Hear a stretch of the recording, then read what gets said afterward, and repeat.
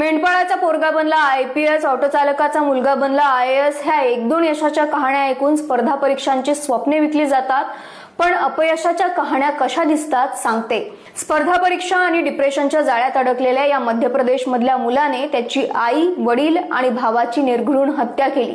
तो 12वीत टॉपर होता.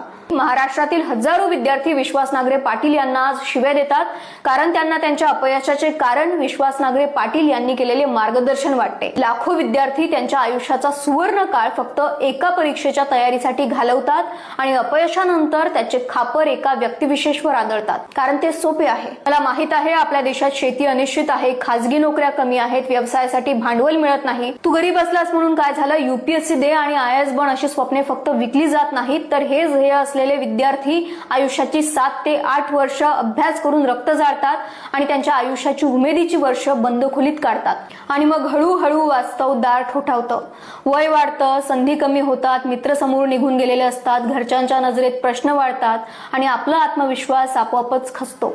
प्रश्न UPSC किंवा MPSCचा नाही, प्रश्न एकमेव पर्याय बनवण्याचा आहे. मी हेच सांगेल, एखादं स्वप्न तुटलं तरी माणूस तुटू नये. महाराष्ट्राला कर्तबगार तरुणांची गरज आहे. मार्ग बदलायला भिवू नका, अजूनही उशीर झाला नाही.